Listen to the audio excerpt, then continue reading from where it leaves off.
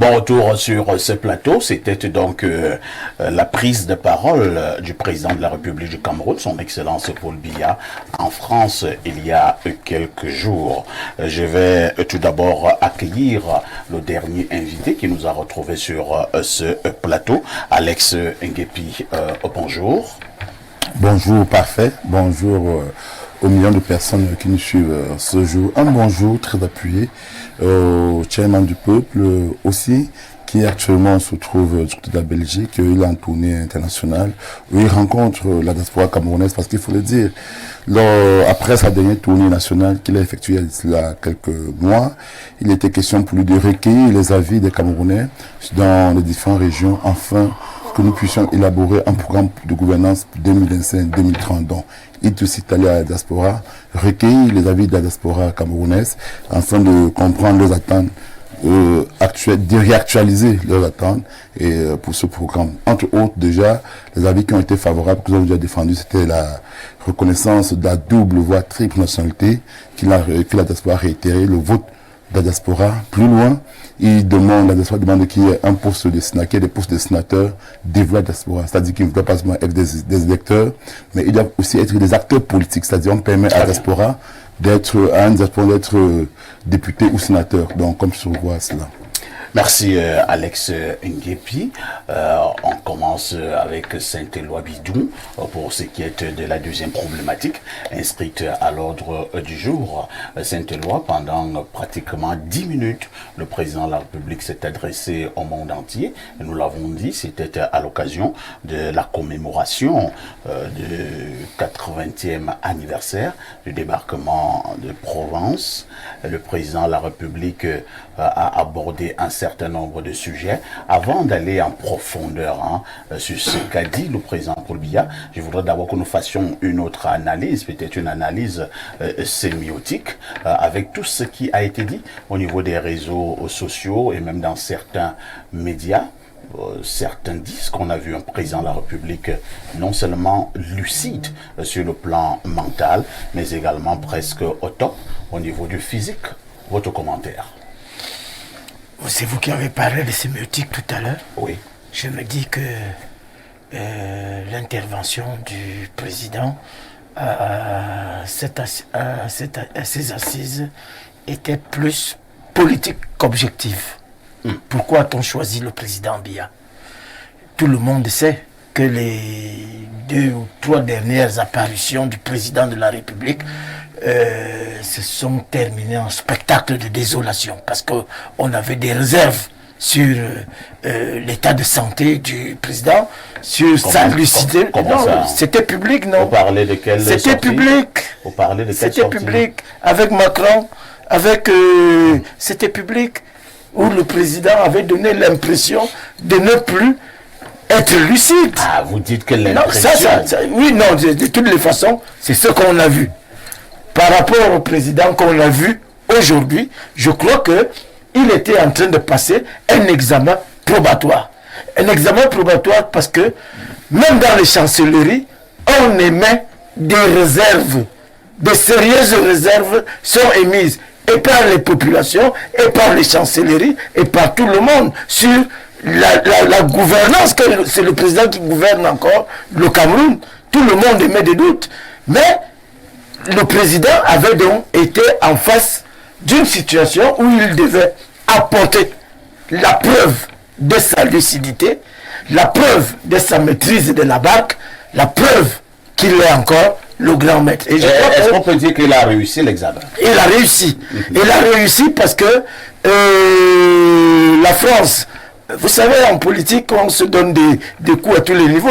La France, en le choisissant, voulait qu'il vienne alors tomber dans le ridicule une fois de plus, pour qu'on dise au monde entier que vous voyez ce qu'on vous avait dit. Mais ça ne s'est pas produit. Le président s'est montré hautement lucide. Il a dit des choses pleines d'intelligence et qui donnent de la matière à réflexion aux autres puissances. Donc, si le président était allé là-bas s'exprimer dans le cadre de nous envoyer le message selon lequel il est encore l'homme de la situation. Je crois pour ma part qu'il y est parvenu. Merci Saint-Éloi Bidon, professeur Mathias Eric Owenangini, Paul Biya, debout, en lisant donc un discours pendant une dizaine de minutes. Et si c'était justement un examen, Saint-Éloi pense que l'examen, le président a réussi à cet examen. Il a dit un discours d'une extrême cohérence. Le président voulait-il passer un message non seulement à la face du monde, mais à ses chers compatriotes? Je ne crois pas qu'il y avait à cette occasion l'obligation pour le président Paul Biya de passer un message. Parce que s'il y avait des messages à passer, il a passé les messages avant. Là, à cette occasion, le président Paul Biya lit un discours. Mais si vous avez vu l'intervention du président Paul Biya lors du sommet Afrique-Russie, il parlait sans discours. Tout à fait. Et c'était de manière structurée et il y avait de la substance dans ce qu'il disait. Il n'y a pas de doute que le président Paul Biya est lucide.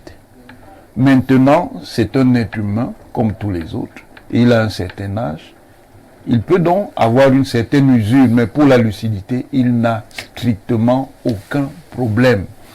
On sait que les amateurs de spéculation ont dit tout ce qu'ils ont dit. Ils ont même dit qu'il était mort.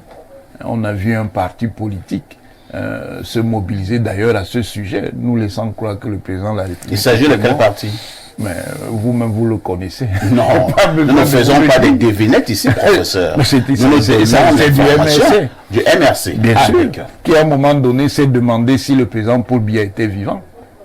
Et on a vu le président de cette formation politique s'exprimer publiquement à ce sujet. Donc le président Paul Biya est lucide. Maintenant, comme tout être humain, il peut avoir telle ou telle fragilité. Et ce n'est même pas une affaire d'âge. La maladie n'est pas une affaire d'âge. Même si, évidemment, avec l'âge, on peut être plus exposé. Je pense qu'il faut se préoccuper de ce qui est fondamental. Oui, si c'est-à-dire, en politique, qu'est-ce qui est fondamental? Allez-y. C'est ce qu'un leader dit et c'est ce qu'il fait. Ce n'est pas... Mais ça ne se joue pas à l'apparence. Bon, si vous pensez que l'être est dans l'apparence, c'est votre position. Ça, Mathias.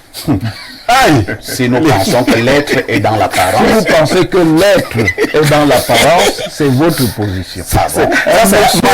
Monsieur Bidon a beau s'exclamer, ça a un sens en ontologie. Tout à fait. Voilà. Martin Heidegger. On va passer la parole au représentant du MRC sur ce plateau, qui est Roger Justin Noir. J'ai vu Justin Noir sur... le professeur avait beaucoup de peine. Alors, je vous propose d'évoluer, sauf si vous voulez aussi faire l'analyse sur la forme. Mais moi, je retiens quand même que le président Paul Biya, nous ne lui reconnaissons pas ce style. Il a clairement fustigé et dénoncé le comportement des grandes puissances. Comment vous expliquez ce courage du président Paul Biya? Permettez-moi d'abord de dire énergiquement que l'OMC n'a jamais fait une quelconque organisation relative au décès réel ou souhaité du président Paul Biya. D'ailleurs, il vous souvient que le président Kamto l'avait rassuré à plusieurs reprises, lui disant que rien ne lui arriverait si jamais il rentrait au village. Donc c'est pour dire que, compte tenu de son âge aujourd'hui, qui devient problématique, parce que, voyez-vous, lors de sa récente présence lors de la cérémonie de l'ouverture des Jeux, tout le monde entier a pu constater qu'il est très fatigué. Et j'étais très heurté, très remonté de voir le regard étonné du président Macron et des autres lors de la cérémonie de Toulon. Lorsqu'il avait du mal à pouvoir soit se lever, soit se rasseoir. C'est pas gai. C'est-à-dire qu'on le déteste ou qu'on l'aime, c'est, même s'il le fait de force, parce qu'il n'a pas eu l'élection de 2018, c'est le président de la République de fait du pays. Nous attendons pas à ce qu'il devienne ridicule et devienne une curiosité, à tel point que les autres tous se regardent, mais qu'est-ce qu'il fait encore là? Lorsque vous avez suivi le président lire ce discours, vous avez vu qu'il y avait une curiosité? Écoutez, lire un discours et assumer son âge, c'est deux choses différentes. Oui, je suis d'accord avec le professeur, il est lucide, ça c'est clair. Même si donc sur le pari de la lucidité, rien à dire. Oui, même si quelquefois on a quand même cette lucidité a été problématique, notamment lors de sa présence récemment aux États-Unis. Tout le monde a vu ce qui s'est passé dans une salle, le questionnement qu'il avait. Donc pour nous, et ça reste, c'est un problème de son parti. Pour nous, ce que nous lui demandons, c'est de mettre en place les conditions d'une élection crédible et transparente, qui se représentent, qui veulent même, comme quelqu'un l'a dit, même cadavre, on va dire que le président de la République, ça c'est leur problème à eux. Mais ce que nous voulons, c'est que les Camerounais soient libres de choisir celui qui va diriger ce pays. Si à la fin, d'une manière transparente, les Camerounais disent non, c'est Paul Biya, nous serons les premiers à le féliciter. Mais ce serait vraiment très extraordinaire que les Camerounais le choisissent, encore qu'ils n'ont jamais choisi. La preuve encore en 2018, il a perdu devant notre candidat Maurice Kamto. Maintenant, vous insistez? J'insiste, parce que vous savez, le temps peut passer, mais les faits restent. Les faits restent. L'histoire retient ce qui s'est toujours passé. Et ce qui s'est passé en 2018, c'est que Maurice Kamto a gagné l'élection présidentielle et le Conseil constitutionnel a nommé M. Paul Biya président de la République du Cameroun. Aussi simple que ça. Ça reste. Les présidents. Cela dit, je ne pense pas que faire cette déclaration, c'est preuve de celle à laquelle vous faites allusion, c'est faire preuve de courage. Nous, Camerounais, aurons pensé de lui d'être un homme courageux si aujourd'hui il marquait l'histoire. Il marquait l'histoire en mettant en place les conditions d'une alternance dans la paix dans notre pays par les élections. Ça, il peut le faire. Et en le faisant, il va entrer dans l'histoire. Et c'est là où il ferait preuve de courage. Parce qu'il a autour de lui des loups là, qui attendent seulement, qui ne veulent pas qu'il lâche le moins de morceaux pour pouvoir arriver à des élections qui transforment notre pays. Et c'est là qu'on attend de lui tout le courage. Moi, je ne peux pas accepter la langue de bois dont il est devenu un expert. Parce que lorsque vous suivez son message à Toulon, vous êtes stupéfait. Je vais vous lire rapidement l'extrait. Vous allez comprendre pourquoi je suis... il vous dit, face à cela, le Cameroun, et s'il faut arrêter, le Cameroun, pour ce qui le concerne, a été de tout temps fait recours au dialogue, aux solutions concertées. Tout le monde sait que il y a au Cameroun la crise anglophone qui perdure. Et lui, il n'a pas mis des instruments de dialogue. Il a été un acteur majeur de cette crise-là. Même lorsque il était Premier ministre, il maîtrise bien l'évolution de cette crise. Ça veut dire que c'est lui qui a même les outils nécessaires pour apporter une solution définitive à cette question-là. Est-ce que les instruments de dialogue ont été mis sur pied? Non, il n'y a jamais eu de dialogue relatif à la question anglophone. Et il y a même un national. Nous avons l'Assemblée nationale, le Parlement de manière générale. À aucun moment, le Parlement représente le peuple. Alors, le Parlement doit discuter des questions importantes qui concernent ce peuple-là. Le peuple est concerné par ce qui se passe dans les régions nord et sud-ouest. À aucun moment, nos députés, nos sénateurs n'ont débattu officiellement de la question relative à la crise anglophone. D'un. Et de deux, vous me parlez de dialogue. Quand vous parlez, vous dites dialogue. Dialogue suppose qu'il y a deux personnes qui bavardent, ou bien deux parties qui échangent. Mais lorsque vous allez à une réunion, vous dites, voici l'ordre du jour, vous ne pouvez pas sortir de cet ordre du jour-là, voici les thèmes qu'on va débattre, rien d'autre. On ne vous demande pas votre opinion. On vous impose des thèmes, on vous impose un autre jour, vous ne pouvez pas, à ce moment-là, rien que sous la forme, sans même attaquer le fond, rien que sur la forme parler de dialogue.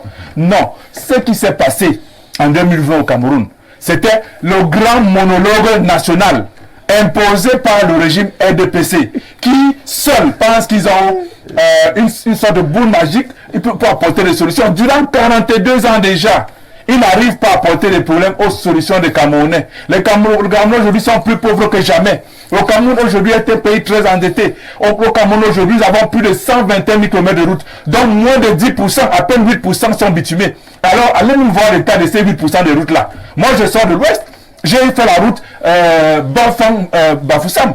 Mais c'est terrible, quand vous dites qu'on vient de dépenser l'argent pour réhabiliter ça, vous êtes étonné parce qu'il n'y a rien là-dessus. C'est de ça qu'il faut parler. C'est là où on attend effectivement le courage du président Paul Biya. Au moins qu'il dise la vérité. Qui commence par mettre en place un véritable dialogue national au Cameroun pour que nos frères et sœurs arrêtent de mourir chaque jour, qu'ils soient des civils ou des militaires.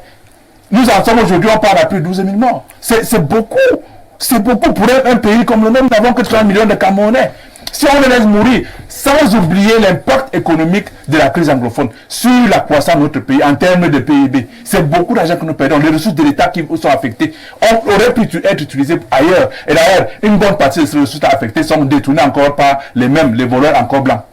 Merci Roger Justin Noir. C'est vrai que au niveau de cette problématique, il y avait deux angles bien précis. Hein. L'analyse sur la forme du président de la République et maintenant l'analyse dans le fond du discours du président Paul Biya. Malheureusement, notre ami du MRC nous amène à parler de Paul Biya avec la politique du Cameroun. Paul Biya a beaucoup plus parlé de la politique à l'échelle internationale. Alors, Pierre Blériot-Niemek, Paul Biya rend un vibrant hommage aux soldats africains. La France a-t-elle déjà récompensé l'Afrique par rapport à tout ce que les soldats africains ont eu à faire pour cette France? La dette de la France vis-à-vis de l'Afrique est colossale. Et il est bon que les gens de la génération de Paul Biya le rappellent aux gens de la génération de Macron. Quelque chose a commencé à être fait, mais cette chose doit se poursuivre. Il est bon pour l'histoire que les jeunes Français, que les Français radicaux sachent quel est le rôle que l'Afrique en général, le Cameroun en particulier, ont joué dans la libération de la France sous la période de la guerre. Paul Biya l'a fait et là il faut le reconnaître avec beaucoup de brio. On peut ne pas aimer ses autres postures, mais il l'a fait avec beaucoup de brio. On n'a pas besoin de courage particulier, surtout à son âge, pour dire des choses qu'on a vécues. Il parlait là du vécu, il parlait là des choses qu'il a apprises aussi, il parlait là d'une réalité qui doit émerger pour toutes les nations. Donc, la France va continuer et devra. J'envoie d'ailleurs ce message à la France radicale, qu'il faudrait qu'elle sache qu'elle est faite de la chair et du sang des Africains. Ce n'est peut-être pas le cas ailleurs, mais la France est faite de la chair et du sang des Africains. Il n'y a pas de France véritable, il n'y a pas de France indépendante sans l'Afrique. C'est notre sang et notre chair qui ont contribué à la libération de la France. Paul Biya a bien fait de le faire. Maintenant, je crois que vous ne m'interpellerez pas sur les questions de lucidité. Parce que le tigre ne dit pas sa tigritude. Une fois que la question commence à se poser, c'est qu'il y a problème. Vous comprenez? Pour ceux qui prennent des liqueurs, il vous arrive de jouer à être lucide devant des gens, le temps qu'un certain nombre de choses, des effluves soient passées.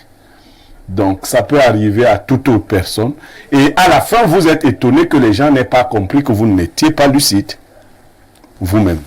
Donc on connaît ce genre de situation. On ne peut pas affirmer de manière péremptoire que ayant atteint cet âge-là, on soit totalement lucide. C'est pas possible. Ce serait de l'ordre... Est-ce qu'il n'y a pas des hommes extraordinaires dans un monde ordinaire? Bien sûr, mais ce n'est pas dans aux hommes ordinaires d'évaluer ces hommes extraordinaires, puisqu'ils seraient au-dessus de l'humanité.